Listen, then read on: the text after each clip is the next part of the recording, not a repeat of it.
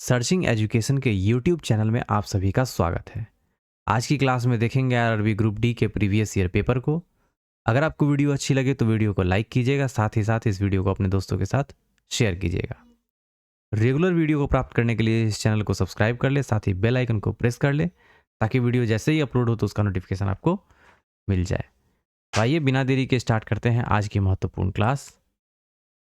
पहला प्रश्न देखिएगा, दिए गए बारंबारता बंटन का बहुलक ज्ञात कीजिए। ये वर्ग अंतराल है और ये फ्रीक्वेंसी है। इस क्वेश्चन को सॉल्व करने के लिए सबसे पहले तो आपको पता होना चाहिए बहुलक बराबर होता क्या है। अगर फॉर्मूला याद रहेगा तब क्वेश्चन को इजीली आप सॉल्व कर पाएंगे। तो बहुलक बराबर होता है lower limit plus open bracket f1 minus fo upon 2f1 minus fo minus f2। अब एक एक करके समझेंगे और इनटू h। अब एक एक करके समझेंगे, f1 क्या है, fo क्या है, या f0 कह लीजिए, 2f1 minus fo minus f2। ठीक है, तो यहाँ l जो है ये क्या है। सबसे पहले तो आप ये समझिए, जो ये f1 किसको इंगित करता है, यानी कि f1 का मतलब क्या हुआ। f1 का मतलब हो गया बहुलक वर्ग की आवृत्ति। तो बहुलक वर्ग की आवृत्ति क्या होगी, जिस भी फ्रीक्वेंसी का नंबर जो है सबसे ज्यादा होगा वही क्या होगा, बहुलक वर्ग की आवृत्ति होगी। तो आप देखेंगे 10 जो है सबसे ज्यादा वाला फ्रीक्वेंसी है ना। तो ये क्या हो जाएगा, बहुलक वर्ग की आवृत्ति हो जाएगी। अब इसके सामने का जो वर्ग अंतराल है इसमें 20 से 30 है, तो ये जो 20 होगा ये क्या हो जाएगा, लोअर लिमिट हो जाएगा, यानी कि निम्न सीमा।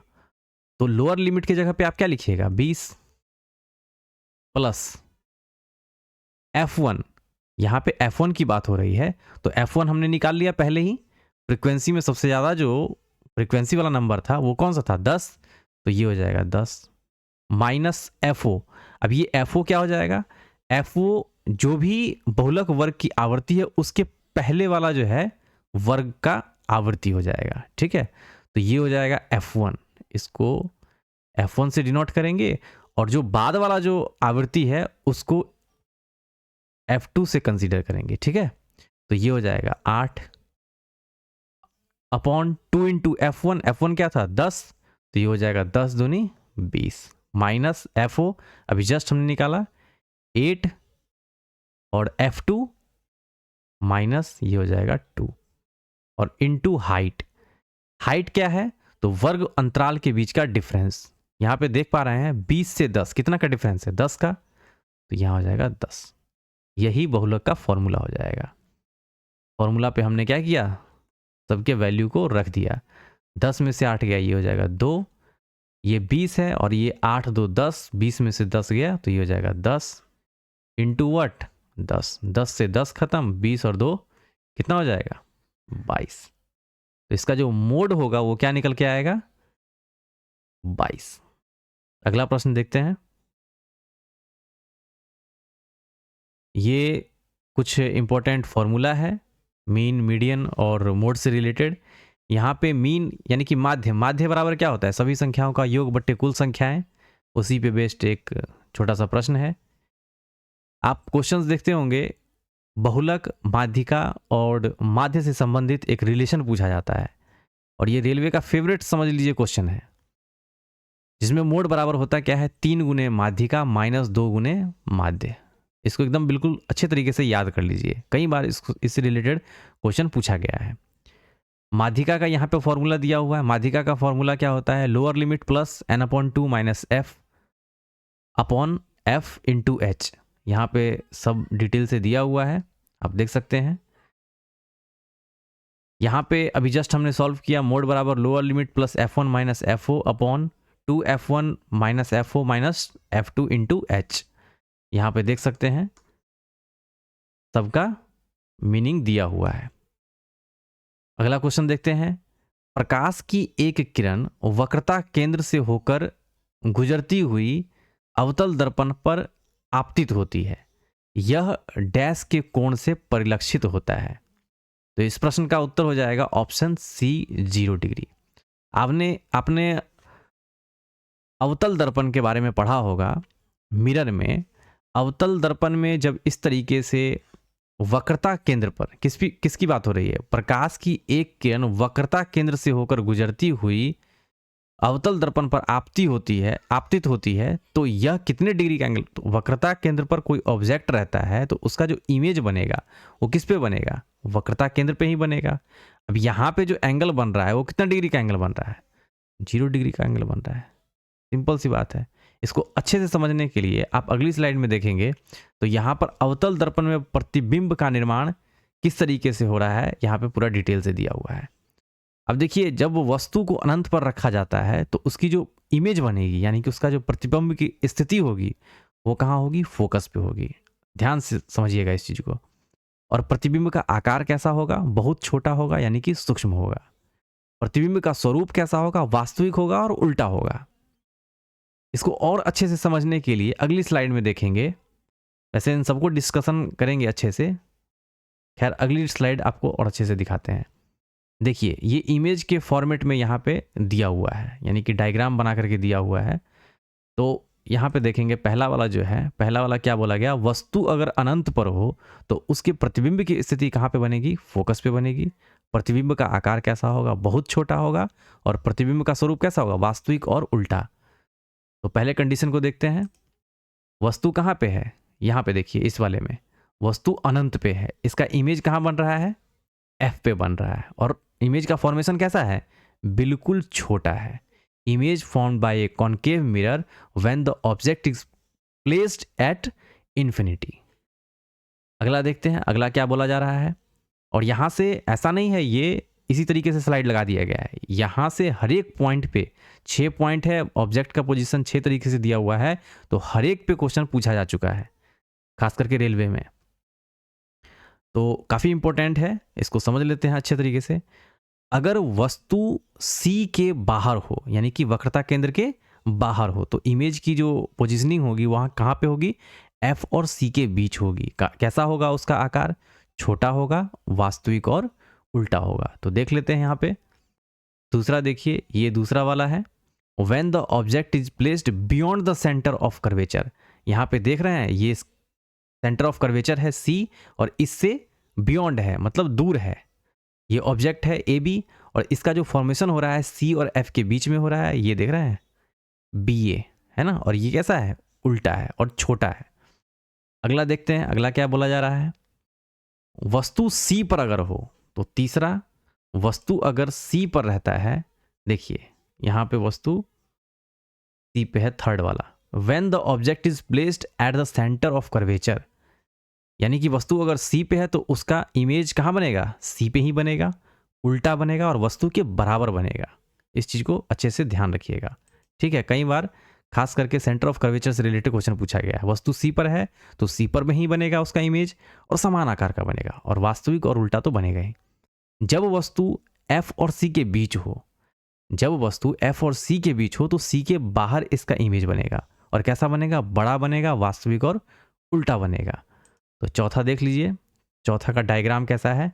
When the object is placed between the centre of curvature and principal focus, है ना। यहाँ पे सेंटर ऑफ कर्वेचर सी है और यहाँ एफ है, और इन दोनों के बीच में ऑब्जेक्ट है ए बी, और इसका फॉर्मेशन कहाँ हो रहा है, बियॉन्ड ऑफ, मतलब सेंटर ऑफ कर्वेचर सी से परे, वक्रता केंद्र से परे बन रहा है। और कैसा बन रहा है, वस्तु के आकार से बड़ा और उल्टा बन रहा है, ठीक है। इस चीज को ध्यान दीजिएगा। अगला, जब वस्तु एफ पर हो तो इसका ऑब्जेक्ट बनेगा अनंत पे, और वस्तु से बड़ा बनेगा और वास्तविक और उल्टा बनेगा। पांचवा, यहां पे देखिए, when the object is placed at principal focus, यहां पे फोकस पे है ए और एफ, सॉरी ए और बी, ये एफ हो गया, फोकस पे है, तो इसका जो इमेज का फॉर्मेशन बनेगा कहां पे बनेगा, अनंत पे बनेगा, ठीक है, और बहुत बड़ा बनेगा। नेक्स्ट, लास्ट, जब वस्तु एफ और पी के बीच में हो और दर्पण के बहुत पास हो, और दर्पण के क्या है, इसका पीछे बनेगा, इसकी इमेज की जो स्थिति होगी वो दर्पण के पीछे होगी। प्रतिबिंब का आकार कैसा होगा, तो बड़ा होगा। प्रतिबिंब का स्वरूप कैसा होगा, आभासी और सीधा होगा। तो इसको डायग्राम से समझते हैं। When the object is placed between the principal focus at the pole when the object is placed between the principal focus and the pole. तो प्रिंसिपल फोकस एंड पोल ये हो जाएगा F, और ये हो गया पोल, यहाँ पे रखा हुआ है ये ऑब्जेक्ट AE। तो इसका जो इमेज का फॉर्मेशन होगा दर्पण के पीछे बनेगा, है ना, और उससे बहुत बड़ा बनेगा। और कैसा बनेगा? वास्तविक नहीं बनेगा, काल्पनिक बनेगा। इस चीज़ को अच्छे तरीके से ध्यान में रखिएगा। तो ये दर्पण से रिलेटेड इंपॉर्टेंट पॉइंट था। बिल्कुल अच्छे से इसको अपने नोटबुक में नोट कर लीजिए, और ख़ास करके हम कहेंगे जो इस डायग्राम को भी अच्छे से आप बना लीजिए। अगला प्रश्न देखते हैं। एक धनराशि 4 व्यक्तियों A, B, C, D के बीच 4:7:9:3 के अनुपात में वितरित किया जाता है। यदि C को B से इतना अधिक मिलता है, C को B से 800 अधिक मिल रहा है, यानी कि 9 7 से कितना ज़्यादा है? 2 ज़्यादा है। और 2 बराबर किसके है? 800 के। 2 बराबर 800 के, तो 1 बराबर क्या हो जाएगा? 400। अब 1 बराबर 400 हो गया, तो D को मिलने वाली राशि याद कीजिए। तो D को कितना मिल रहा है? 3 मिल रहा है। इसको 3 से गुना कर दीजिए, 4 3 1200। ऑप्शन ए इस क्वेश्चन का आंसर हो जाएगा। अगला प्रश्न, 70 मानों का औसत 40 है, तो टोटल कितना हो जाएगा? 7 चौक 28, 2800। यदि प्रत्येक मान को 20 से गुना किया जाए, यदि प्रत्येक मान को 20 से गुना किया जाए तो परिवर्तित औसत क्या होगा? अब क्या किया गया? प्रत्येक मान को 20 से गुना किया गया। मान है कितना? 70, और इसका जो हमने टोटल निकाला था 2800 निकाला था, तो इसको 20 से गुना कर दीजिए। और है कितने टोटल? मान है कितने? 70, तो 70 से क्या करिए? डिवाइड कर दीजिए। 0 से 0 खत्म, 7 चौके 28, तो ये हो जाएगा 4 दूनी 8, 8 पे 2 0, 800। तो परिवर्तित जो एवरेज निकल के आएगा वो कितना निकल के आएगा? 800। अगला प्रश्न, अनुमानित मान है जो निम्नलिखित समीकरण के प्रश्न चिन्ह पर आएगा, यानी कि लगभग में आपको आंसर बताना है ना। यहाँ पे 44.99 है, तो ये हो जाएगा 45। डिवाइड करना है किससे? 8.99 से, कहने का मतलब 9, प्लस 23.99 यानी कि ये हो गया 24, 11.99 ये हो जाएगा 12, माइनस ये 7 है, और प्लस 8 और 1.99 यानी कि 2, तो 8 दूनी कितना हो जाएगा? 16, 12 दूनी 24, 9 पचे 45, 5 2 7, और 16 4 20 2 22,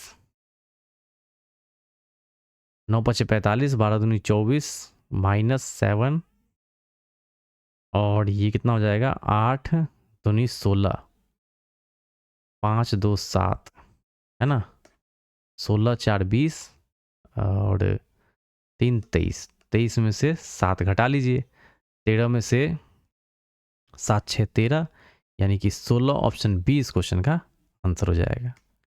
सिंप्लीफिकेशन था। आरेख का अध्ययन कीजिए और उसके बाद दिए गए प्रश्न का उत्तर दीजिए। विभिन्न वर्गों में संख्या व्यक्तियों की संख्या को दर्शाती है। 2 श्रेणियों उन शिक्षकों को छोड़कर जो डॉक्टर और माता दोनों हैं, वह शिक्षक जो डॉक्टर हैं और वह शिक्षक जो माताएं हैं का योग क्या है? क्वेश्चन को ध्यान से समझिए, क्या बोला जा रहा है। ये यहाँ पे टीचर है, डॉक्टर है, मदर है, कुछ इस तरीके से। 2 श्रेणियों उन शिक्षकों को छोड़कर जो डॉक्टर और माता दोनों हैं, तो वैसे टीचर जो डॉक्टर और माता दोनों हैं वो कौन सा है? ये वाला एरिया, यानी कि जो 19 वाला एरिया है ये क्या है? डॉक्टर है, टीचर है और माता है, तीनों को कंसीडर कर रहा है। अच्छा, उन शिक्षकों को छोड़कर, इसको क्या किया जा रहा है? छोड़ करके क्वेश्चन पूछा जा रहा है। जो डॉक्टर और माता दोनों हैं वह शिक्षक, अब यहां से क्वेश्चन स्टार्ट हो रहा है, वह शिक्षक जो डॉक्टर हैं और वह शिक्षक जो माताएं हैं का योग, है ना, वह शिक्षक जो डॉक्टर हैं। तो जो शिक्षक जो डॉक्टर है वो कौन कौन सा हो जाएगा? ये 12 और 19। वो टीचर जो क्या है? डॉक्टर है। तो 12 19 दोनों एक दूसरे को ओवरलैप कर रहा है, ठीक है ना। एक तो ये हो जाएगा, तो इनका सम कितना हो जाएगा, 9 2 11, 1 1 2 1 3।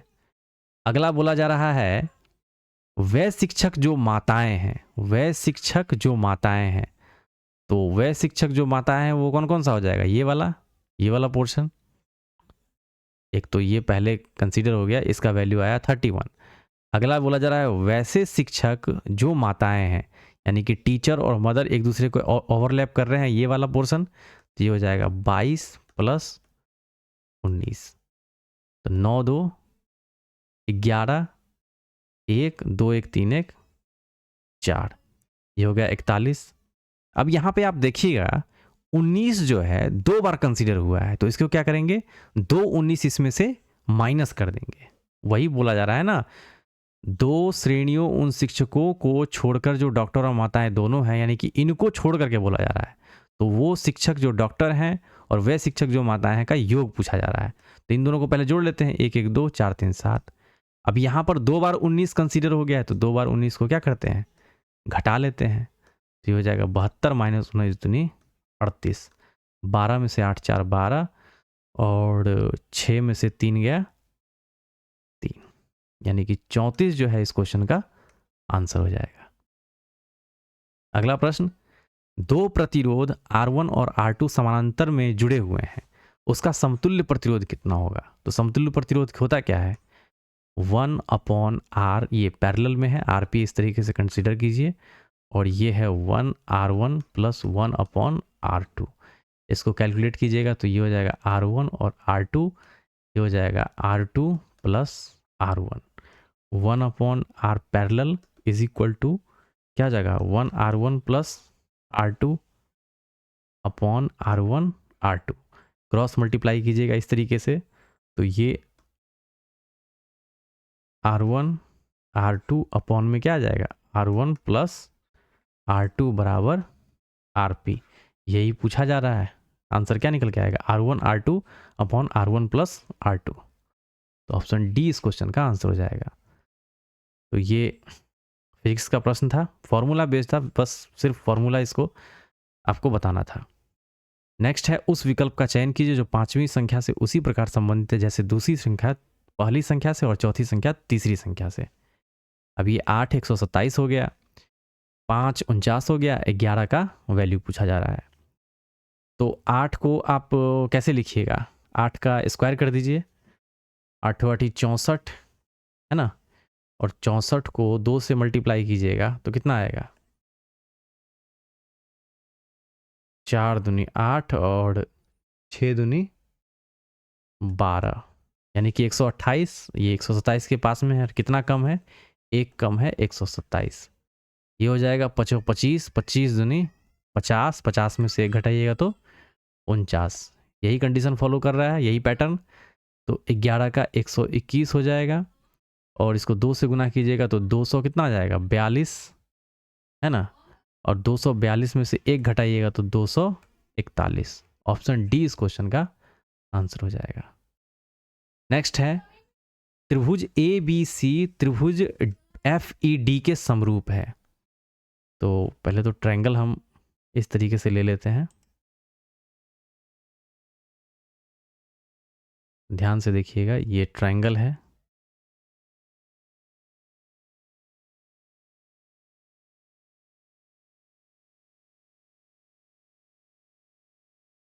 देखिए ये है A, ये है B और ये है C, और ये ABC सिमिलर है किसके, FED के। तो ये हो जाएगा F, ये हो जाएगा E और ये हो जाएगा D। AB = X, AB क्या है X, BC X + 2, BC X + 2, EF कितना है, EF है 12 और ED है 18, ये है 18। तो X का वैल्यू पूछा जा रहा है, तो कुछ नहीं है, X/12, ये इसके सिमिलर है, ये इसके सिमिलर है, X/12 = X + 2/18। बस यहाँ से कैलकुलेट कर लीजिए X का वैल्यू आंसर, 6 दूनी 12, 6 3 18, यहाँ पे हो जाएगा 3x बराबर, क्रॉस गुना कीजिएगा तो ये हो जाएगा 2x + 2 दूनी 4, x का वैल्यू क्या आ जाएगा 4। तो ऑप्शन ए इस क्वेश्चन का आंसर हो जाएगा। अगला प्रश्न, 1 से 150 के बीच कितनी संख्याएं 3 और 4 दोनों से विभाज्य है? यानी कि 3 और 4 से विभाज्य होने वाली, है ना, 3 और 4 से विभाज्य होने वाली 1 से 150 के बीच कितनी संख्याएं होंगी? तो आप देखिएगा, 1 से स्टार्ट कीजिएगा तो पहला संख्या कौन सा ऐसा है जो 3 और 4 से विभाज्य हो, यानी कि 3 और 4 का क्या हो, मल्टीपल हो। तो आप देखिएगा इन दोनों को गुना कीजिए, 12। तो 12 एक ऐसी संख्या है और पहली ही संख्या है जो 3 और 4 दोनों से डिवाइड हो जाएगा। तो 12 का ही मल्टीपल क्या होगा, 3 और 4 दोनों से डिवाइड हो जाएगा। तो 12 का मल्टीपल, अब 12 को गुना कर लीजिए, देख लीजिए, 12 एकम 12, 12 दूना 24, 12 तिया 36, ये सारे के सारे क्या हैं, जो 12 के मल्टीपल है। कहने का मतलब 3 और 4 दोनों के मल्टीपल होंगे। तो 12 से लेकर के 10 तक 120, यानी कि 150 से पहले पूछा जा रहा है ना, तो 12 दाएं की 120, यानी कि 10 तो सीधा सीधा इसके टेबल में ही दिख रहा है, तो 10 नंबर यहाँ से आ गया। 12 को 11 से गुना कीजिएगा तो 132, है ना। देखिए 10 नंबर तो यहाँ तक आ गया, 12 पहले नंबर से लेकर के लास्ट नंबर तक, यहाँ पे 12 दाएं की 120, 120 तक कितना आ गया, 10 नंबर, है ना। एक होगा 12, फिर दूसरा 24, फिर 36, फिर इसी तरीके से 120 तक कितने नंबर हो जाएंगे, 10। ये चीज़ समझ में आया। उसके बाद 11 से गुना कीजिएगा 12 को 11 से, तो 132 हो जाएगा, है ना। 12 11 132, और 12 को 12 से गुना कीजिएगा तो 144, 12 को 13 से गुना कीजिएगा तो 156 हो जाएगा। तो 156 जो है 150 से ज़्यादा है, वहाँ तक तो हमें जाना नहीं है, हमें 150 से पहले ही रहना है। तो 10 ये हो गया और 2 संख्या ये हो गया, तो कितना हो गया, 12 संख्याएं। 3 और 4 से विभाज्य होने वाली संख्याएं कितनी हो गई, टोटल 12। अगला प्रश्न देखते हैं, P और Q की वर्तमान आयु के बीच का अनुपात कितना है, 7:5। तो ये हो गया P और ये है Q। यहाँ पे वर्तमान है, इनका जो रेशियो दे रखा है कितना दे रखा है, 7:5। अब से 5 वर्ष पहले P की आयु, अब से 5 वर्ष पहले P की आयु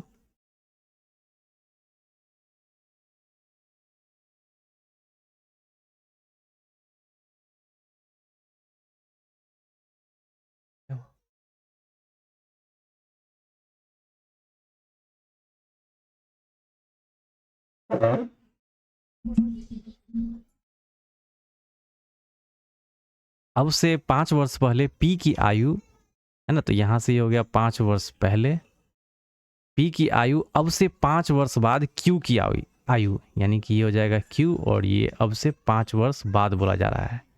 तो यहाँ पे ये होगा, ये इस तरीके से इसको भी कंसीडर कर लीजिए, ये हो गया ये। तो अब से 5 वर्ष पहले P की आयु, अब से 5 वर्ष पहले Q की आयु के बीच का अनुपात कितना है, 1:1, यानी कि ये 1:1 का इनके बीच का रेशियो है। अब से 5 वर्ष बाद P की आयु, अब से 5 वर्ष बाद ये है P की आयु, यानी कि ये पूछा जा रहा है ना, ये पूछा जा रहा है। और 5 वर्ष पहले Q की आयु, यानी कि यहां से यहां, एक तो ये पूछा जा रहा है और एक ये पूछा जा रहा है, यानी कि मान लीजिए ये x है और ये है y, इनका रेशियो पूछा जा रहा है। तो इनके बीच का अनुपात क्या होगा, यानी कि x:y है, इनका रेशियो क्या होगा। तो आप देखेंगे ये 5 और ये 5 दोनों का जो गैप है कितना साल का है, 10 साल का है। और पार्ट देखिएगा तो ये एक भाग है और ये दूसरा भाग है, यानी 2 भाग का जो वैल्यू दे रखा है 10 साल है, तो एक भाग का वैल्यू कितना हो जाएगा, 2 पंचे 10, यानी कि 5 साल। और ये इसको 5 से गुना कीजिएगा तो ये कितना हो जाएगा, 7 पचे 35, इसको 5 से गुना कीजिएगा तो 25। अब इस 25 साल में से 5 साल घटा दीजिए तो ये कितना हो जाएगा, 20। 35 साल में 5 साल जोड़िएगा तो ये हो जाएगा 40, और इसी दोनों का रेशियो पूछा जा रहा है। तो 40:20, 20 दूनी 40, यानी कि 2:1 जो है इस क्वेश्चन का आंसर हो जाएगा। तो आपको यहाँ पे 2 चीज़ समझना है। पहला तो ये P और Q जो क्वेश्चन बोला जा रहा है यहाँ पे वर्तमान का रेशियो दे रखा है 7:5। P से मतलब यहाँ पे वर्तमान से P का जो दे रखा है एज 5 साल पहले 1 रेशियो है इसका, और Q का जो रेशियो दे रखा है वो है 5 साल बाद 1, यानी कि ये रेशियो दे रखा है आपको x और y जो यहाँ पे दिया हुआ है ये और ये निकालना है। अगला प्रश्न देखते हैं। 0.25 और 0.64 का मीन मतलब माध्यानुपाती निकालना है। तो इसका फॉर्मूला क्या होता है? Simple under root a into b, under root कीजिएगा, ये a है और ये b है, तो 0. क्या हो जाएगा 25 इंटू 0.64। डेसिमल हटाइएगा तो यहाँ पे आ जाएगा 00, इस डेसिमल को हटाइएगा तो ये आ जाएगा 00। अब 25 का अंडर रूट 25 क्या होता है 5 इंटू अंडर रूट 64, ये हो जाता है 8।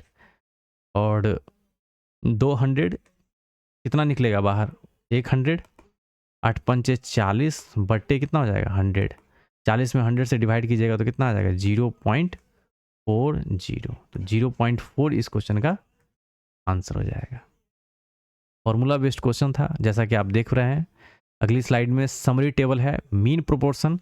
इसका जो रिलेशन होता है a/x = x/b। इसका जो फॉर्मूला होता है अभी जस्ट हमने निकाला, x = होता क्या है अंडर रूट AB। यहाँ पे एक एग्जाम्पल दिया हुआ है। Third proportion a/b = b/c। c बराबर होता क्या है b² upon a। Fourth proportion जो होता है a/b = c/d। d बराबर क्या होता है b × c अपॉन a। यहाँ पे एक एग्जाम्पल के साथ समझाया हुआ है। अगला प्रश्न है यदि 25x³ = 1600 है तो निम्नलिखित में से कौन सा x का संभावित मान है? तो यहाँ पे 25 है और यहाँ x³ = कितना हो जाएगा 16। 16 को 100 से गुना कर देते हैं तो क्या मिलेगा हमें 1600 मिलेगा। इससे क्या हो जाएगा 25 चौके 100, यानी कि 4 से ये पूरा पूरा कट गया। अब आप देखेंगे x³ बराबर क्या हो जाएगा 4 × 4 × 4। इसको तो आप ब्रेक कर सकते हैं ना 4 × 4 में, 4 चौके 16 × 4। अब x का वैल्यू क्या आ जाएगा, इसके ऊपर में क्यूब लगाइएगा तो 3 के बदले में 1, यानी कि ये हो जाएगा 4, 1 4। तो x का वैल्यू क्या हो जाएगा 4। नेक्स्ट 10,000 के मूल्य वाली एक घड़ी 40% और k% की क्रमिक छूट पर उपलब्ध है। यदि घड़ी का विक्रय मूल्य 2400 है तो k का मूल्य ज्ञात कीजिए। तो ये कुछ इस तरीके से वैल्यू दे रखा है 10,000। इस पे पहले 40% की छूट मिल रही है, यानी कि 100 में से 40 घटाइएगा तो 60/100। फिर उसके बाद 100 में से k घटाइएगा, यही पूछा जा रहा है k का वैल्यू। और 2 डिस्काउंट देने के बाद कितना में बेचा जा रहा है 2400 में। 2 0 से 2 0 2 0 2 0 2 0, यानी कि 4 0 से 4 0 कैंसिल, ये 0 से 0 ख़त्म, 6 चौके 24, यानी कि हो गया 40। 100 में से इस 40 को इधर लेके आइएगा तो माइनस में, 100 में से 40 गया 60, और ये के उधर जाएगा तो माइनस के उधर जा करके प्लस में कन्वर्ट हो जाएगा, यानी कि के का जो वैल्यू आएगा कितना आएगा 60%। अगली जो छूट दी जाएगी वो 60% की छूट दी जाएगी। अगला प्रश्न है पाई चार्ट से रिलेटेड है। आलेख का अध्ययन कीजिए और प्रश्न का उत्तर दीजिए। विश्वविद्यालय में विद्यार्थियों की जो कुल संख्या है वो है 15,000। तो टोटल दे रखा है यहाँ पे 15,000, और यहाँ पे पूछा क्या जा रहा है एमटेक और एमकॉम। ये है एमटेक और ये है एमकॉम, है ना। एमकॉम में शुल्क माफ वाली सीटों की कुल संख्या कितनी है? तो ये एमकॉम हो गया, यानी कि ये 30%। एमटेक कितना है तो 15%। 100% का जो वैल्यू दे रखा है कितना दे रखा है 15,000। पूछा क्या जा रहा है इन दोनों का सम पूछा जा रहा है। तो 30 10 40 5 45% बराबर क्या हो जाएगा, तो 100% का वैल्यू ये दे रखा है, तो 45% बराबर 15,000 बटे 100 इंटू 45। 0 से 0 ख़त्म, 15 पचे 75, 15 पचे 75, 7 15 चौका 60 और 7 67, 6750 इस क्वेश्चन का आंसर हो जाएगा। अगला प्रश्न है एक टंकी को 4 मिनट में पूरी तरह भरने के लिए 2 पाइप ए और बी एक साथ चलाना पड़ता है। यदि ए को टंकी को पूरा भरने में बी से 6 मिनट कम समय लगता है तो अकेले बी को टंकी को पूरा भरने में कितना समय लगेगा? तो आप देखिए यहाँ से, देखिए एक टंकी को 4 मिनट में पूरी तरह भरने के लिए 2 पाइप, यानी कि ए और बी जब मिल करके भर रहे हैं, कितना मिनट में भर रहे हैं? 4 मिनट में भर रहे हैं। यदि ए को टंकी पूरा भरने में बी से 6 मिनट कम समय लगता है, ठीक है, बी से क्या हो रहा है? 6 मिनट कम समय लग रहा है, तो कहने का मतलब क्या हो गया? बी कितना में भर रहा है? x प्लस 6 में भर रहा है, और ए कितना में भर रहा है? x में भर रहा है। मान लीजिए, ये देखिए, यदि ए को टंकी को पूरा भरने में बी से 6 मिनट कम लग रहा है, अगर इसको हमने x प्लस 6 माना, तो इसमें से 6 घटाइएगा, इसमें से 6 घटाइएगा, तो वो जो टाइम लग रहा है वो किसको लग रहा है? ए को लग रहा है। तो अकेले बी को टंकी पूरा भरने में कितना समय लग गया? तो ए का ये आया, बी का ये आया, दोनों का कितना दिया हुआ है? और दोनों का कितना दे रखा है? 4 मिनट दे रखा है। ये सब मिनट में है ना? तो यहां से कैलकुलेट कर लेते हैं। 1/x plus 1/what? x plus 6 is equal to 1/4। यहां से कैलकुलेट कीजिएगा तो x into x plus 6, x से x खत्म, ये हो जाएगा x प्लस 6 प्लस ये खत्म, ये हो जाएगा x, और ये हो जाएगा 1/4। 2x और प्लस 6, और यहाँ पे ये क्रॉस गुना हो जाएगा, तो 2x और गुने 4, तो ये हो जाएगा 4 दूनी 8x प्लस 6 चौके 24 बराबर एक्स स्क्वायर, ये गुना होकर के ऊपर चला जाएगा, एक्स स्क्वायर प्लस 6x।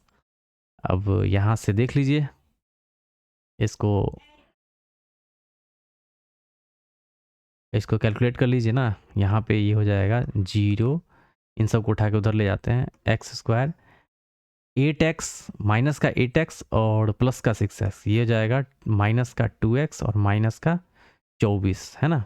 तो द्विघात समीकरण से यहाँ पे x का वैल्यू निकल के आ जाएगा। तो यहाँ पे देखिएगा 6 4, 6 में से 4 गया 2, तो इस तरीके से आपको मिल जाएगा एक्स स्क्वायर प्लस का है ना, प्लस का 4x माइनस का 6x, गुना करने पे 24 और घटाने पे मिडल वाला ये वाला नंबर, ये वाली संख्या 2x माइनस ये हो जाएगा 24, और बराबर क्या है? 0 क्या है? तो x इंटू एक्स प्लस क्या हो जाएगा? 4 माइनस 6 कॉमन, x प्लस 4 बराबर 0, है ना। x plus 4, x plus 4, x minus 6, तो यहाँ से आ जाएगा x का वैल्यू, एक तो आएगा 6 और एक आ जाएगा 4 और माइनस का 4, ठीक है, क्योंकि x minus 6 is equal to 0, तो x का वैल्यू 6 और x minus 4 is equal to 0, तो x का वैल्यू 4। तो हम ये निगेटिव वाला नहीं लेंगे, पॉजिटिव वाला कंसीडर करेंगे, तो x का वैल्यू कितना आया है? 6। अब पूछा क्या जा रहा है? तो अकेले b को टंकी को पूरा भरने में कितना समय लगेगा? तो b का कितना दिया हुआ है? x प्लस 6, यानी कि 6 प्लस 6 कितना? 12 मिनट। तो 12 मिनट इस क्वेश्चन का आंसर हो जाएगा। अगला है, दिए गए आरेख का ध्यानपूर्वक अध्ययन कीजिए और प्रश्न का उत्तर दीजिए। विभिन्न वर्गों में संख्याएं व्यक्तियों की संख्या को दर्शाती है। ये क्लर्क है, ये पोस्ट ग्रेजुएट है, और ये टी लवर्स है। ऐसे कितने चाय प्रेमी हैं जो स्नातकोत्तर भी हैं लेकिन लिपिक नहीं है? तो बस आपको तो सीधा सीधा दिख रहा है, ये वाला जो पोर्शन है ये लिपिक वाला पोर्शन है, इसको हटा दीजिए। तो ये तो सिर्फ 11 वाला क्या है? सिर्फ टी लवर, और 32 वाला पोस्ट ग्रेजुएट, सिर्फ पोस्ट ग्रेजुएट। बट 9 वाला ऐसा है, 9 वाला जो ये एरिया है ये क्या है? टी लवर के साथ साथ पोस्ट ग्रेजुएट भी है, यानी कि स्नातकोत्तर के साथ साथ क्या है? टी लवर है। तो ऐसे कितने चाय प्रेमी हैं जो स्नातकोत्तर भी हैं? तो वो है 9। अगला प्रश्न, 25 सेंटीमीटर फोकस दूरी के अवतल लेंस की क्षमता। तो क्षमता पूछा जा रहा है, यानी कि पावर। तो P इज इक्वल टू होता क्या है? 100/what f। यहाँ पे अवतल लेंस की बात हो रही है, तो अवतल लेंस में फोकस की जो लंबाई होती है हमेशा क्या होती है? निगेटिव होती है। तो 100 इसका क्या दे रखा है? 25 सेंटीमीटर, तो ये हो जाएगा माइनस का 25, 25 चौके 100, यानी कि माइनस का 4। तो माइनस का 4, और यहाँ पर में क्या है? क्षमता निकालना है ना, तो इसकी जो यूनिट होती है वो डायोप्टर होती है, यानी कि -4.0 या -4 कहिए डायोप्टर। नेक्स्ट, यदि cosec 2a is equal to sec a minus 15 degree, तब ए का माप डिग्री में ज्ञात कीजिए। अब देखिए इसका इसके साथ रिलेशन क्या होता है, आपने पढ़ा होगा sine 90 minus theta is equal to what, cos theta, और cos 90 minus theta is equal to what, sine theta. उसी तरीके से यहाँ पे क्या होता है ना, कॉसेक का सेक से रिलेशन बनता है, तो यहाँ पे cosec 90 minus theta is equal to क्या होता है, सेक थीटा, और सेक क्या होता है 90 minus theta is equal to what, cosec theta. तो बस इसी पे आपको सेट करना है इस क्वेश्चन को। अब यहाँ पे क्या दिया हुआ है,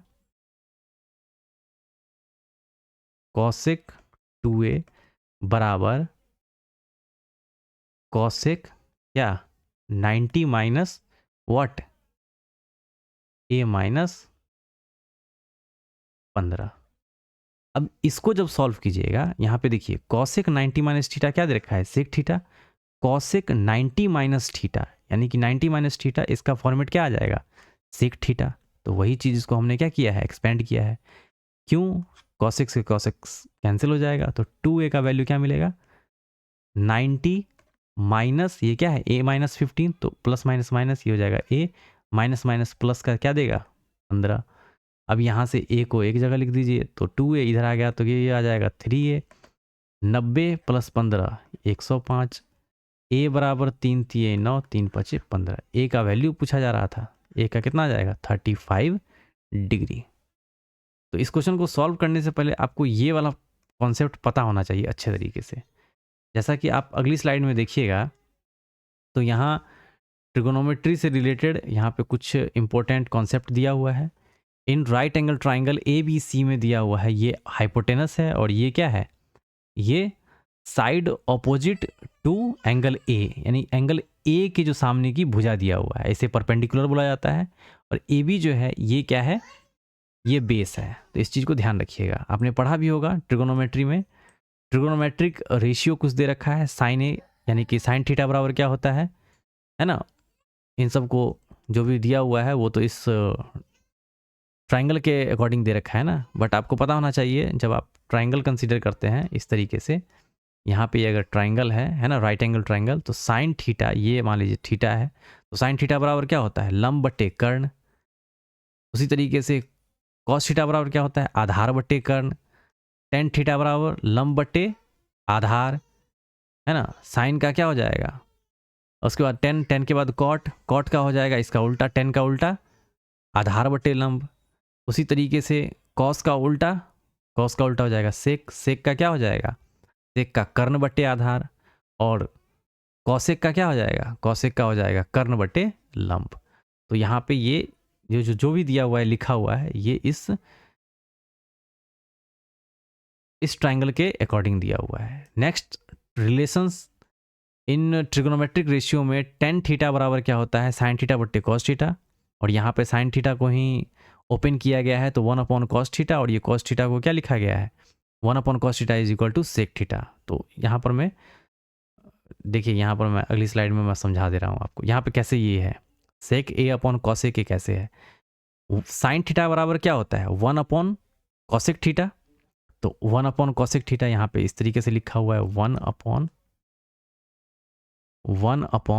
कॉसेक थीटा, और कॉसेक थीटा बराबर क्या होता है सेक थीटा बराबर होता है 1 अपॉन कॉस थीटा, तो वही चीज़ दे रखा है यहाँ पे सेक कॉस्ट 1 अपॉन कॉसेक थीटा की जगह पर क्या है सेक थीटा, तो सेक थीटा बटे कॉसेक थीटा यानी कि सेक ए बटे कॉसेक ए। और इन टेन ए का जो वैल्यू होता है वो क्या होता है 1 अपॉन कॉट ए भी होता है ना। तो ये चीज़ भी ध्यान रखिएगा, टेन का उल्टा कॉट, कॉट का उल्टा टेन। यहाँ से इस तरीके से कॉट का वैल्यू दे रखा है सेक का, और ये है कॉसेक का। सेक बराबर 1 अपॉन कॉस ए और cosec A is equal to 1 upon sine A. काफ़ी इंपॉर्टेंट ये कॉन्सेप्ट है, इसको अच्छे से कंसीडर कीजिएगा।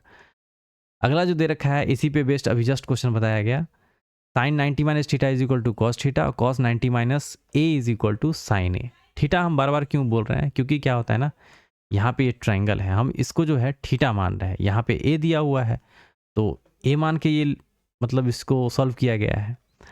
तो cos 90 minus theta, cos 90 minus A is equal to sine A. उसी तरीके से tan 90 minus A is equal to cot A, cot 90 minus A is equal to tan A. सारे के सारे कॉन्सेप्ट काफ़ी इंपॉर्टेंट है और इससे रिलेटेड आपको लगभग क्वेश्चन रेलवे में देखने को मिल जाएगा। Trigonometric identity sine square a plus cos square is equal to 1 होता है, ये तो पता होना चाहिए आपको। और इसी पे बेस्ड क्या होता है, 1 minus cos square is equal to sine square A होता है, 1 minus sine square is equal to cos square A, 1 plus tan square A is equal to sec square A. उससे अच्छा है आप ये याद रखिए, है ना, ये वाला एक ये याद रखिए, एक ये याद रखिए, ये याद रखिएगा तो ये दोनों ऑटोमेटिक याद हो जाएगा, ये याद रखिएगा तो ये और ये दोनों ऑटोमेटिक याद हो जाएगा। कैसे, तो आपको अगर सेक पूछा गया तो ये उधर जाकर के प्लस में, तो 1 प्लस क्या हो जाएगा टेन स्क्वायर ए। ठीक है, अगर सेक यहाँ पे टेन स्क्वायर पूछा गया तो इसको उठा के उधर ले जाइए, 1 को उठा के इधर ले आइए, तो सेक स्क्वायर ए माइनस 1। उसी तरीके से आप इसको याद रखिए अच्छे तरीके से, cosec square a minus ten square is equal to 1।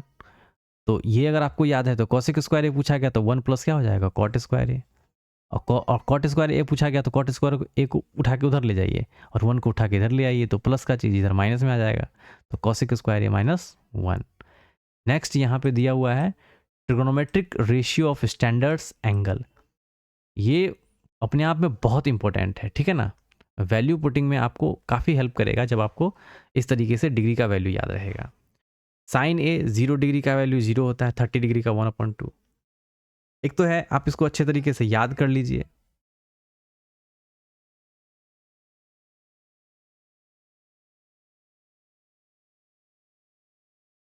एक तो ये है जो आप सबको याद कर लीजिए, sine cos tan cot sec cosec, आगे भी है ना।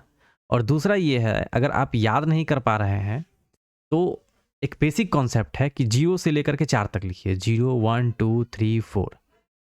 और सब में क्या कीजिए, देखिए मैं अगली स्लाइड में इसको अच्छे से समझा दे रहा हूँ।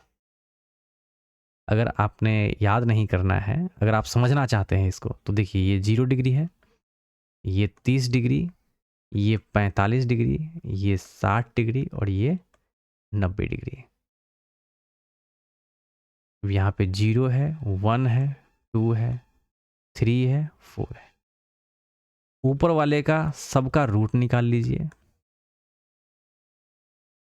और नीचे में 2 से डिवाइड कर दीजिए। तो सबसे पहला जो वैल्यू मिलेगा वो क्या मिलेगा आपको, साइन 0 का मिलेगा। तो इसको कीजिएगा कैलकुलेट तो 0 देगा, इसको कीजिएगा तो √1 का वैल्यू 1/2 देगा। √2, अब देखिए इसको कैसे लिखेंगे, √2 और ये नीचे वाला जो 2 है, ये 2 √2 मिलकर के एक 2 बना है, तो एक खत्म, तो यहाँ पे बचेगा 1/√2, √3/2। और नेक्स्ट ये 4 का वैल्यू 2/2 यानी कि 1। अब ये हमें मिल गया, साइन 1 हमें मिल गया, तो दूसरा ऑटोमेटिक मिल जाएगा। फिर उसी को दोनों को कैलकुलेट करेंगे तो तीसरा मिलेगा, यानी कि साइन, अगला cos, ten, cot, sec, cosec. इसी तरीके से बस एक हमें मिलना चाहिए। साइन का उल्टा इसको कर दीजिए रिवर्स इस तरीके से, 0 1/2 1/√2 √3/2 इज इक्वल, और आगे साइन 90 का जो वैल्यू दे रखा है 1 दे रखा है, इसको उल्टा कर दीजिए 1, ये है √3/2, तो 1/√2 1/2 और ये 0, तो ये क्या आ गया, कॉस का वैल्यू आ गया, cos 0 degree, cos 30 degree, cos 45 degree. Sine upon cos कीजिएगा तो आपको ये टेन 0 का वैल्यू आ जाएगा, और साइन अपॉन कॉस कीजिएगा तो टेन 30 का वैल्यू आ जाएगा। तो इसको आप आगे कंटिन्यू कर सकते हैं, तो ये मेथड है, ठीक है। अदरवाइज आप याद भी कर सकते हैं, एक अगर आप याद कीजिएगा तो ऑटोमेटिक है जो सारा का सारा आप इजीली निकाल लेंगे, ठीक है। ये लास्ट जो देख रहे हैं 10 90 डिग्री, एन डी का मतलब क्या हो गया, नॉट डिफाइंड, यानी कि इन्फिनिटी इसका वैल्यू आता है, ठीक है। तो इतना तक नहीं पूछा जाता है, बस आपको यहाँ पे 1040 सबसे ज़्यादा जो पूछा जाता है वो 1045 से रिलेटेड पूछा जाएगा। साइन का तो सबका रहता है, 30 डिग्री 45 डिग्री 60 डिग्री और 90 डिग्री। कॉस का भी आपको सबको याद करना है, 10 30 10 60 10 कॉट 30 और कॉट 60, ये इंपॉर्टेंट है, इन सबको अच्छे तरीके से याद कर लीजिए। नेक्स्ट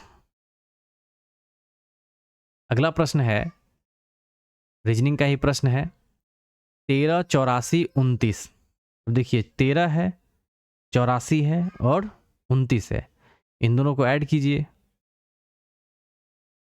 9 4 कितना आ रहा है?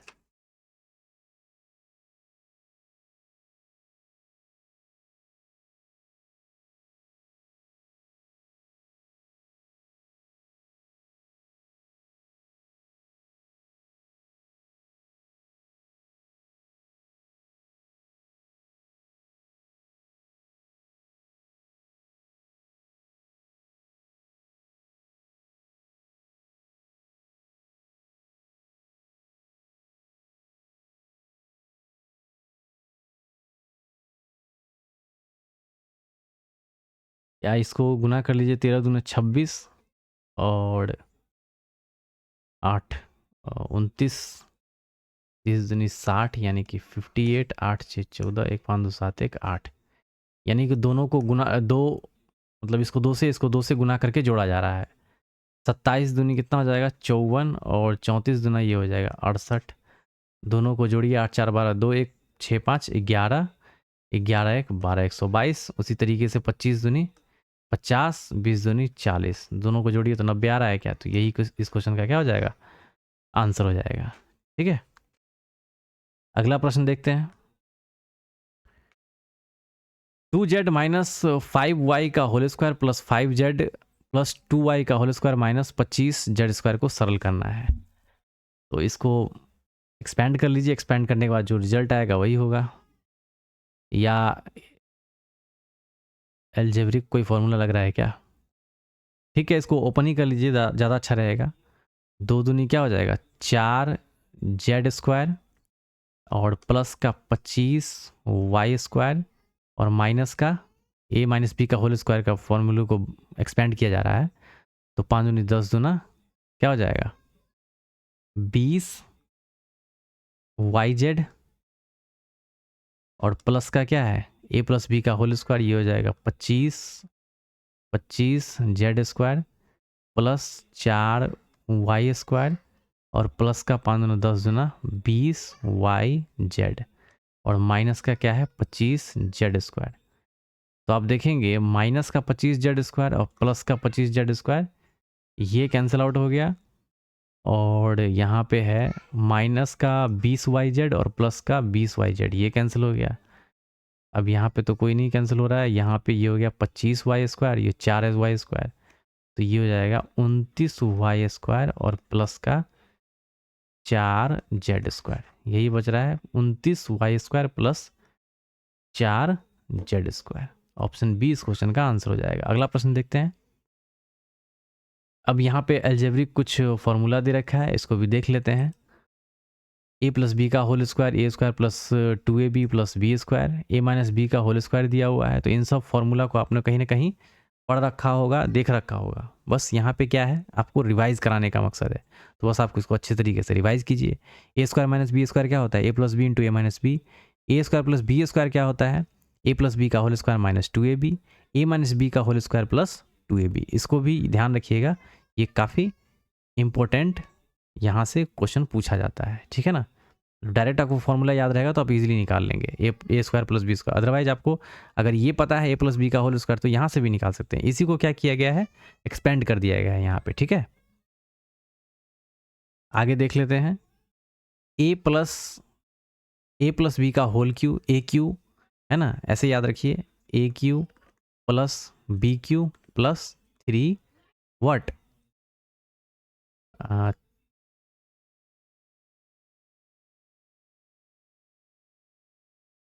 3ab into A plus B, आप ऐसे भी लिख सकते हैं, अदरवाइज इसको एक्सपेंड करके भी लिख सकते हैं। ए माइनस बी का होल क्यू, ए क्यू माइनस बी क्यू है ना, इस तरीके से minus 3a square b plus 3ab square. Next very very important, a cube plus b into A square minus A b plus B square. काफ़ी सारा trigonometry का formula, मतलब question इसी भी बेस्ट आपको पूछा जाता है। ठीक है ना, तो इसको भी ध्यान रखिएगा। ए प्लस बी का होल स्क्वायर माइनस ए माइनस बी का होल स्क्वायर बराबर क्या होता है? 4ab। डायरेक्ट क्वेश्चन यहाँ से आ जाता है, अगर फॉर्मूला आपको याद रहेगा तो इजीली आपका क्वेश्चन को सॉल्व कर पाएंगे। Next A plus B plus C का whole square is equal to A square plus B square plus C square plus 2ab plus 2bc plus 2ac। A cube B cube C cube minus 3abc is equal to A plus B plus C into A square plus B square plus C square minus A B minus B C minus C A. यदि ये अपने आप में बहुत important है, काफ़ी सारा question इससे पहले भी कराया गया है अलजेब्रा में। अगर a plus B plus C का वैल्यू अगर 0 हो तो A cube plus B cube plus C cube का जो वैल्यू होता है वो कितना होता है 3abc। वेरी वेरी इंपॉर्टेंट, इसको अच्छे तरीके से याद कर लीजिए। उसी तरीके से ये कोई खास उतना इंपॉर्टेंट नहीं है, ये सब ये इतना ये सब नहीं भी याद रखिएगा तो चलेगा, बट जिस पे टिक लगाया गया जो बताया गया है उसको अच्छे तरीके से याद कर लीजिए। अब यहाँ से सर्ट्स एंड इंडिसेस में यहाँ से काफ़ी सारा क्वेश्चन पूछा जाता है। जब बेस इक्वल होता है तो पावर क्या होता है, जुड़ जाता है। जब यहाँ पे देखेंगे न्यूमरेटर और डिनोमिनेटर में a to the power m और a to the power n रहता है तो ऊपर में क्या होता है, पावर जो है घट जाता है। यहाँ पर में a to the power m to the power n है तो पावर क्या होता है, दोनों मल्टीप्लाई हो जाता है, a to the power m into n। a b to the power x है तो अलग अलग a to the power x और b to the power x, ये भी ध्यान रखिएगा। a upon b to the power x तो अलग अलग a to the power x upon a to the b to the power x। a to the power 1 upon x कहने का मतलब क्या है, x अंडर रूट a। जैसे आप a to the power 1 upon 2 लिखेंगे तो कहने का मतलब क्या है, इस रूट का ही मतलब होता है 1 अपॉन 2, ये हो जाएगा a। आप ऐसे भी लिख सकते हैं अगर x लिख दिया हमने, या फिर मान लीजिए यहाँ पर a टू द पावर हमने लिख दिया 4 तो ये क्या हो जाएगा 4a, है ना। जैसे मान लीजिए 2 दूनी 4 दूनी 2 दूनी 4 दूनी 8 दूनी 16, है ना। 2 या ऐसे कर लीजिए इसको,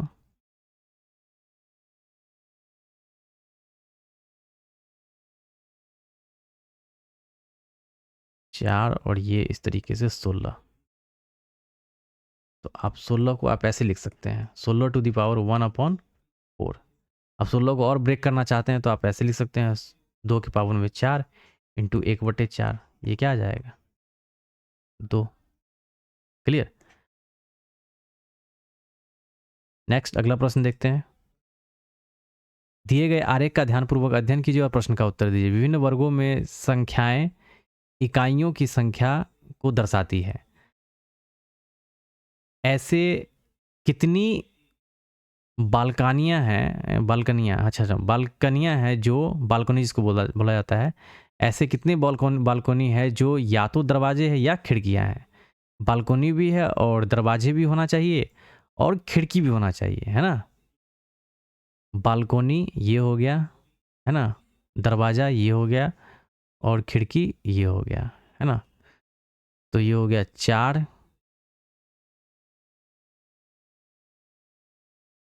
ऐसी कितनी बालकनियां हैं जो या तो दरवाजे हैं और या तो क्या है, खिड़की है। तो ये 4 आ रहा है और 9 आ रहा है, 9 4 13 ये आ रहा है।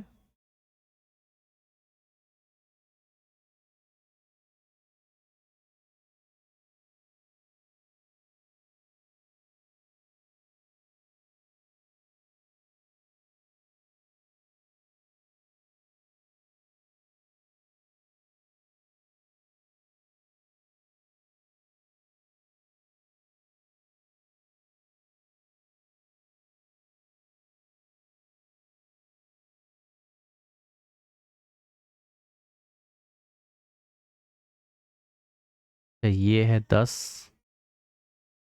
बालकनियां और खिड़की, बालकनी खिड़की,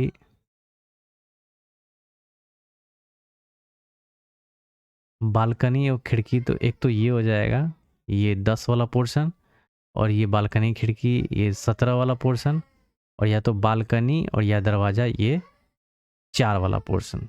ठीक है, ये तो दरवाजे और खिड़की वाला पोर्शन हो जाएगा ना 9। तो इन सबको जोड़ लीजिए, 10 + 17 + 4, तो 10 17 27 27 4 ये हो जाएगा 31। ऑप्शन ए इस क्वेश्चन का आंसर हो जाएगा। अगला प्रश्न देखते हैं। यदि 3500 की राशि प्रति वर्ष 5% चक्रवृद्धि ब्याज पर निवेश की जाती है जो वार्षिक रूप से संयोजित होती है, तो वह अवधि क्या है जिसके लिए चक्रवृद्धि ब्याज इतना है। तो पहले वर्ष का पहले ब्याज निकाल लेते हैं, कितना लगेगा। तो 3500 गुने 5% के हिसाब से देखा जाए तो पहले वर्ष का जो ब्याज लगेगा तो 5 पचे 25, 2 5 तिये 15, 2 17, 135 इसमें जोड़िए, सॉरी 175 जोड़िएगा तो 5 7 5 1 6 3। इस पे क्या है 5% के हिसाब से अगला लगाइएगा तो एक साल में कितना ब्याज दे रहा है 175, यहाँ पे है कितना 358,975, तो एक साल का तो होगा नहीं। और टाइम भी दिया हुआ है 20 माह, 18 माह, 15 माह, 24 माह, है ना, एक साल से ज़्यादा कहीं दिया हुआ है। तो अगले साल का भी निकाल के देखते हैं। तो इसको कैलकुलेट कीजिएगा तो 25, 2 7 पचे 35 और 2 37, 3 और 5 6 पंचे 30, 3 33, 3 3 और 5 तिये 15, 3, ये हो जाएगा 18, यानी कि 183.75। इसको जोड़िए, सेकेंड ईयर में ये ब्याज था और पहले साल में ये ब्याज था। टोटल जो चक्रवृद्धि ब्याज है क्या इतना के बराबर में आ रहा है क्या? तो आप देखेंगे ये हो जाएगा 0.75 पॉइंट के बाद 75, तो ये तो मैच कर रहा है। इनको जोड़िए 0.00, ये हो जाएगा 57.5388 1 1 2 1 3, यानी कि 2 साल में क्या हो रहा है, ब्याज कितना मिल रहा है चक्रवृद्धि ब्याज 358। तो वह अवधि क्या है जिसके लिए चक्रवृद्धि ब्याज इतना है, तो वह अवधि है 2 साल। 2 बार में कर रहे हैं ना, पहले साल में ये, दूसरे साल में ये मिला था, तो दोनों को ऐड किया तो हमें 358.75 मिल गया, यानी कि 24 माह इस क्वेश्चन का आंसर हो जाएगा। 2 साल मतलब क्या, 12 दूना 24 मंथ। अगला प्रश्न, 2 भाई बहन की आयु के बीच का अंतर इतना है, ये है ब्रदर और ये है सिस्टर। इनका जो डिफरेंस दिया हुआ है वो 7 ईयर का डिफरेंस है। यदि उनकी आयु का योग 21 है, ठीक है, तो भाई बहनों में से छोटे की आयु कितनी होगी? अगर दोनों का 21 है ना, मान लीजिए दोनों का आयु का 21 है, तो छोटे की ऑब्वियस सी बात है, छोटे की आयु कितनी होगी 7 ही होगी, क्योंकि बड़े की आयु कितनी होगी 14। यहाँ क्या दिया हुआ है, 2 भाई बहनों की आयु के बीच का अंतर 7 है, ठीक है। यदि उनकी आयु का योग कितना है 21 है, ये 7 और 14 को जोड़िएगा तो कितना हो जाएगा 21 हो जाएगा। तो पूछा जा रहा है छोटे की आयु, तो छोटे की आयु क्या हो जाएगा 7 वर्ष। नेक्स्ट, 14 मीटर त्रिज्या वाले एक अर्धवृत्ताकार क्षेत्र का तार की बाड़ लगाने की आवश्यकता है, तो आवश्यक तार की लंबाई याद करना है। तो जैसे ये अर्धवृत्ताकार एरिया है, यहाँ पर रेडियस हो जाएगा, ये रेडियस है इसका, और ये रेडियस कितना दिया हुआ है 14 मीटर, है ना। तो इसका जो पेरीमीटर होता है क्या होता है पाई r + 2r। पिछले के वीडियोस में मैंने बताया हुआ है किस तरीके से ये आता है ना। तो यहाँ हो जाएगा 22/7 और +2, आर हम कॉमन ले लेते हैं इन दोनों में से, तो आर का वैल्यू कितना है 14, तो 14 7 दूनी 14, 14 और 2 16, 16 20, 20 10 30 6 36/7, ये हो जाएगा 7 दूनी 14, 36 दूना 72, 72 मीटर इस क्वेश्चन का आंसर हो जाएगा। अगला प्रश्न देखते हैं। अगला 2D से रिलेटेड यहाँ पे कुछ फॉर्मूला दिया हुआ है विथ पिक्चर, है ना, विथ डायग्राम, तो आप देख लीजिए इसको। रेक्टेंगल है, फिर स्क्वायर है, ट्राइंगल है, पेरीमीटर और एरिया दोनों दे रखा है। राइट ट्राइंगल है, इक्वेटोरियल ट्राइंगल है, isosceles right triangle, parallelogram, rhombus, trapezium, circle and semi circle, है ना। Ring, shaded region, sector of circle, यहाँ पे ये दिया हुआ है इसका डायग्राम, यहाँ पे इसका पेरीमीटर दे रखा है और यहाँ पे एरिया दे रखा है। अगला प्रश्न देखते हैं। पाई चार्ट से रिलेटेड क्वेश्चन है। उत्पन्न इकाइयों की कुल संख्या यहाँ पे दे रखा है 5400, और नेक्स्ट है जीरो CDE, ये हो जाएगा CDE, यानी कि ये वाला और ये वाला में वितरित इकाइयों की औसत संख्या क्या है। तो पहले तो टोटल निकाल लेते हैं ना। टोटल कितना है 100% का वैल्यू दे रखा है 5400, तो 1 बराबर 54, और निकालना किसका है इसका 36 4 40, 40 2 50 2 52, यानी कि 54, तो 52 बराबर क्या हो जाएगा 54/100, तो ये निकल गया, और गुने क्या हो जाएगा 52, और कितना है 1 2 3, 3 से डिवाइड कर दीजिए, एवरेज निकालना है ना, 18 3 54, 18 दूना 36 3 18 पंचे 90 3 93 936 इस क्वेश्चन का आंसर हो जाएगा। अगला प्रश्न, यदि द्विघात समीकरण का एक मूल इतना है तो द्विघात समीकरण ज्ञात कीजिए। द्विघात समीकरण में एक मूल अगर एक इसको पहले सॉल्व कर लीजिए, 1/2 माइनस √2 है, तो इसको सॉल्व कीजिएगा तो 2 प्लस √2 ऊपर 2 प्लस √2 नीचे, इन दोनों से गुना करने पे क्या आ जाएगा आपको 2 plus √2 2 a minus b a plus b, तो 4 में से 2 गया तो ये हो जाएगा 2। इसको सॉल्व कीजिएगा तो 2/2 प्लस √2 अपॉन √2 इंटू √2, क्योंकि 2 को √2 इंटू √2 में ब्रेक कर लेते हैं, तो यहाँ आ गया 1 प्लस 1/√2। अब हमें जो इस मूल को हमने सॉल्व किया, एक मूल जो हमें मिला है 1 प्लस 1/√2, तो द्विघात समीकरण में दूसरा जो मूल होता है वो क्या होता है 1 माइनस अल्फा, अगर ये है तो बीटा हमें क्या मिलेगा 1 माइनस 1/√2, ये ध्यान रखिएगा। और इन दोनों को जोड़िएगा तो अल्फा प्लस बीटा का वैल्यू क्या आ जाएगा, ये कैंसिल आउट हो जाएगा, ये देगा 2। अल्फा इंटू बीटा की बात करें तो a plus b a minus b a square minus b square a minus 1/2, 2 में से एक गया 1/2, तो अल्फा प्लस बीटा ये मिला, अल्फा इंटू बीटा ये मिला। तब समीकरण पे सेट कर लीजिए, एक्स स्क्वायर माइनस मूलों का योगफल गुने एक्स, योगफल कितना है 2 इंटू एक्स, और प्लस मूलों का गुणनफल है ना, मूलों का गुणनफल कितना है 1/2 बराबर 0।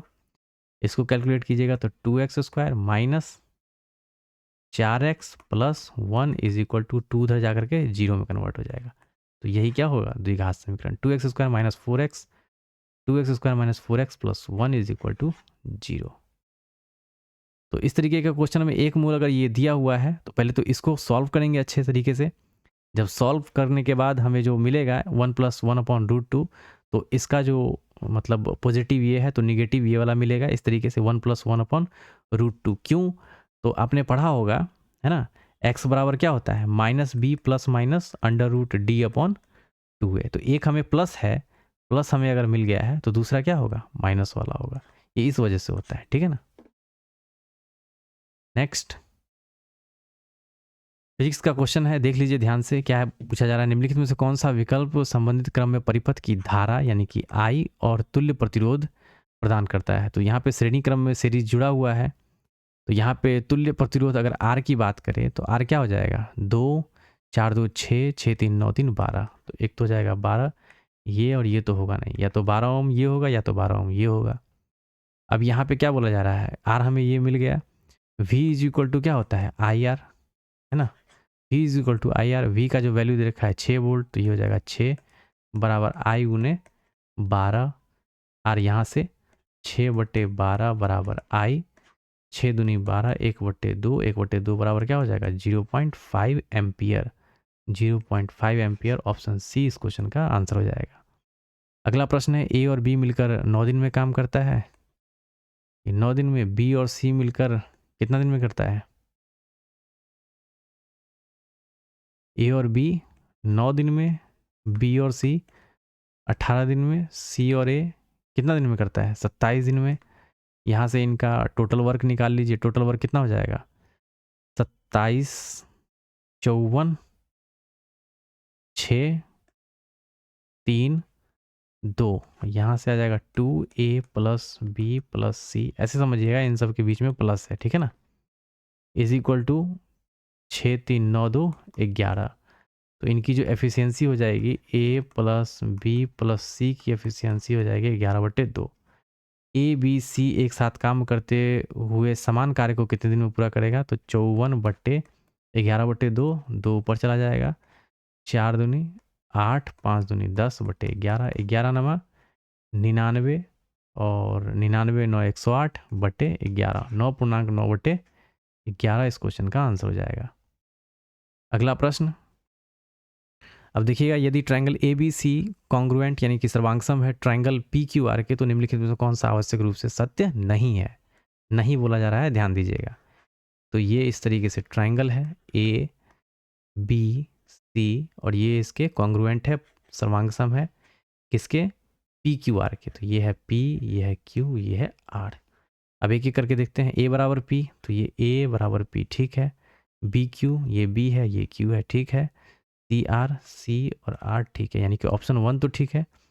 ए B is equal to P Q, A B is equal to P Q, ये इसके बराबर में है, ठीक है। B C R P, B C और आर पी, बी सी के बराबर में क्यू आर होना चाहिए ना, बी सी के बराबर में आर पी दिया हुआ है, ये दिया हुआ है, तो यही क्वेश्चन क्या हो जाएगा, ऑप्शन गलत हो जाएगा।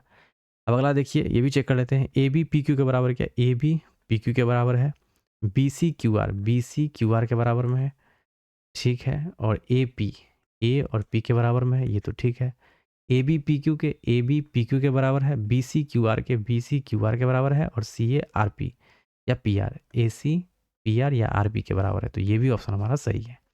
ऑप्शन बी जो है ये गलत है, गलत मतलब कह सकते हैं ऑप्शन है। एक पुस्तक का अंकित मूल्य इतना दे रखा है। एक व्यक्ति ने 2 क्रमिक छूट में पहला 12% का छूट दिया, यानी कि 88% इनटू, और 2 क्रमिक एक ये दिया हुआ है, दूसरा तो नहीं दिया हुआ है, तो 100 minus x upon 100 is equal to कितना है, 693 में खरीदा जा रहा है। तो दूसरी छूट की दर ज्ञात, मतलब दर ज्ञात करना है। एक्स का वैल्यू निकालना है, 0 से 0 खत्म, 0000 खत्म, ये हो जाएगा क्या, 11 का मल्टीपल है क्या, 6399, 11 का मल्टी, 11 अठे 88, 11 छक 66, 11 तिया 33, 9 सते 63, ये हो जाएगा 4 दूनी 8, 4 25 चौके 100, ठीक है। तो ये हो जाएगा 200 माइनस 2x बराबर 25 छके 150, 25 सत्ते 175, 175, 200 में से 175 घटाइएगा तो 25 बराबर 2x, x बराबर क्या हो जाएगा 12.5%, 12.5% इस क्वेश्चन का आंसर हो जाएगा। अगला है 47 से 48,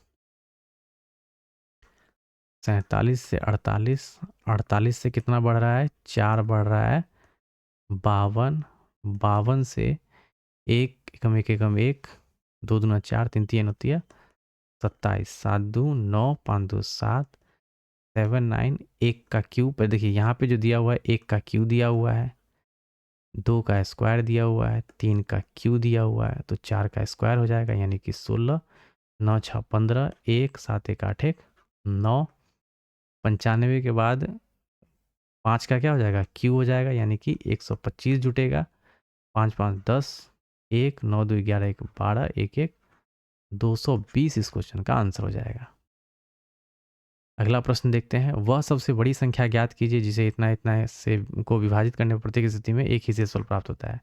कुछ नहीं, एचसीएफ निकालना है, तो ये हो जाएगा 200, 211, 95 और 57। घटा लीजिए, एचसीएफ निकाल रहे हैं, तो 11 में से 6 5 11, 10 में से 9 गया 1, ये हो जाएगा 1। 15 में से 7 8 7 15, और 8 में से 5 3 8, इनका एचसीएफ निकाल दीजिए। 1 1 6 38, 3 चौके 3 3 8 3 24 का 4, 2 3 3 9 2 11, ये हो जाएगा 2, ये हो जाएगा 38, 19 दूना 38, एचसीएफ कितना आ गया 2। 26 जनवरी 2023 को सप्ताह का कौन सा दिन होगा। तो देखिए इस क्वेश्चन को किस तरीके से सॉल्व करते हैं।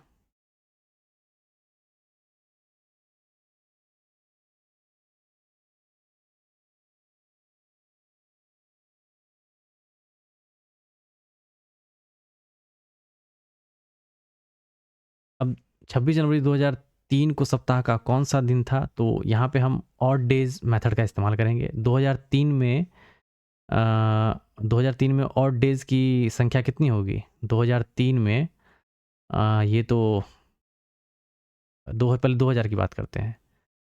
2000 एक कैसा ईयर है, लीप ईयर है, तो इसमें ऑड डेज हो जाएंगे 0। उसके बाद 2001 की बात करें तो 2001 में ऑड डेज 1 है ना, 2002 में ऑड डेज, क्योंकि ये लीप ईयर नहीं है तो यहाँ पे एक ऑड डेज इसमें भी 1 होगा। और 2003 की बात करें तो यहाँ पे 26 जनवरी की बात हो रही है, तो यहाँ हो जाएगा 26 दिन। सबको जोड़ लीजिए, 26 एक 27 एक 28। अब 28 में टोटल ऑड डेज कितना होगा, 7 चौक 28 पूरा पूरा कट गया, 0 ऑड डेज। अब 0 से स्टार्ट कर लीजिए, 0 1 2 3 4 5 6 7, 7 तक तो जाने की ज़रूरत नहीं है क्योंकि 7 ही दिन होते हैं।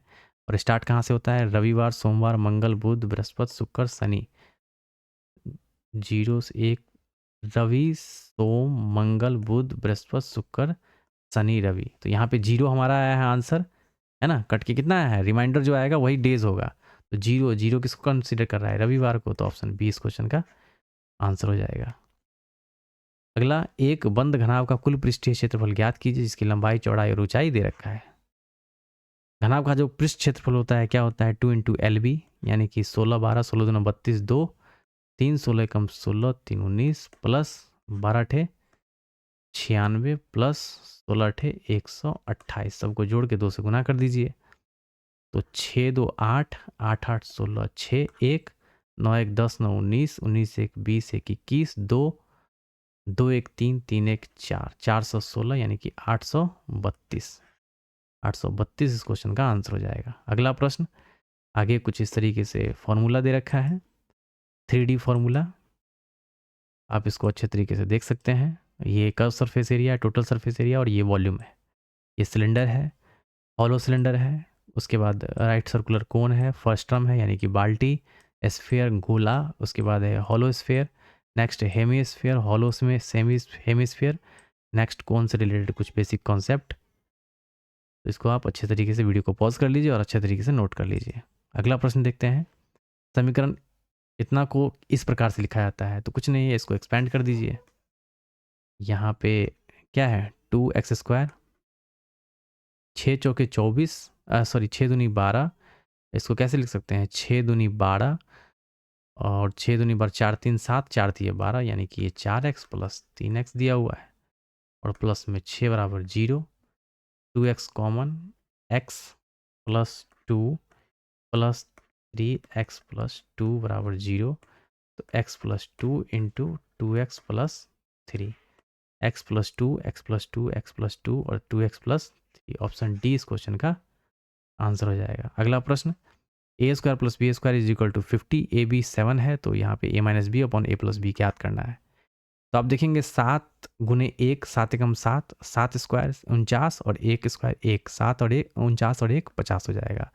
तो हिट एंड ट्रायल मेथड से हमने इसको वैल्यू को क्या किया है, पता लगा लिया है। ये हो गया 7 और 1, अब 7 में से 1 गया 6 और 7 और 1 8, 2 3 6 2 चौके 8, 3/4 इस क्वेश्चन का आंसर हो जाएगा। अगला प्रश्न देखते हैं।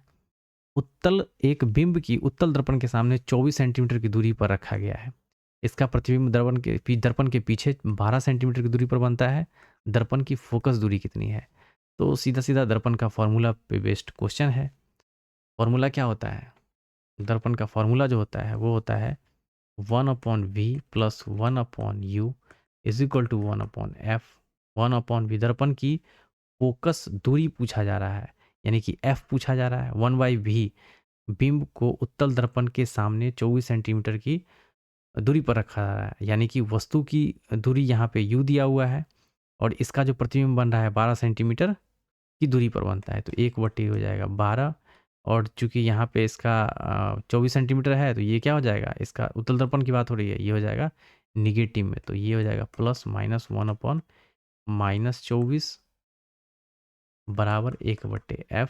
तो ये हो जाएगा 1/12 माइनस का 1/24, ये हो जाएगा 24, 12 2 माइनस 1 बराबर 1/24 बराबर 1/f। यहाँ से f का वैल्यू क्या निकलेगा, 24, है ना। f बराबर क्या हो जाएगा, 24 सेंटीमीटर। अगला प्रश्न देखते हैं। 2 कुर्सियों और 3 मेजों का मूल्य, है ना, 2 कुर्सी, मान लीजिए 2 कुर्सी और 3 क्या है y, इनका जो मूल्य है 1450 है। इसे हमने कुर्सी माना और इसे मेज माना है, ठीक है। यदि एक कुर्सी, है ना, और एक कुर्सी का मूल्य एक मेज से इतना कम है, एक कुर्सी का मूल्य एक मेज से कितना है, 250 कम है, तो y minus x is equal to 250, ये निकल के आ जाएगा, है ना। x is equal to y minus 250 है, तो y minus x is equal to क्या हो जाएगा 250। इन दोनों की हेल्प से हम क्या करेंगे, एक्स वाई का वैल्यू निकाल लेंगे। तो यहाँ इसको क्या करेंगे, यहाँ पे y minus x is equal to 250 है, इसको x को हटाना है, वहाँ एक मेज का पूछ रहा है, तो ये मेज है, y निकालने के लिए x को हटाना पड़ेगा।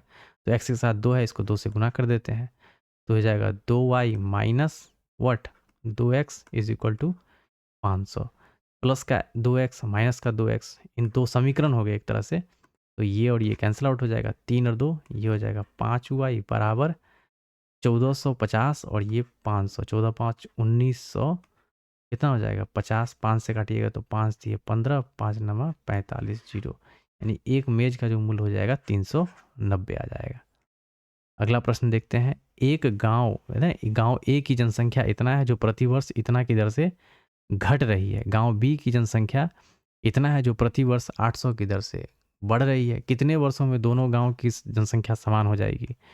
तो गांव ए कितना है 72,000, गांव बी कितना है 54,000, है ना।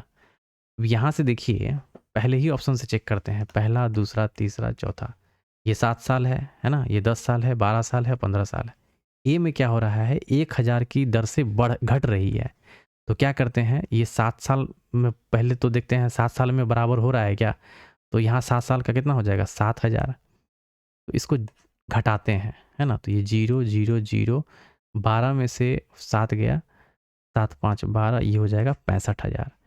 अब बी वाले में क्या हो रहा है 54,000 है और 8,000 प्रति ईयर के दर से क्या हो रहा है बढ़ रहा है, तो 8 7 ये हो जाएगा 56, 0 0 6 5 4 9, ये हो जाएगा 5। तो क्या ये एक दूसरे के बराबर है, नहीं। अब अगले वाले में देखते हैं, अगला है 10, तो 10 है तो ये हो जाएगा, इसको यहाँ से हटा दीजिए,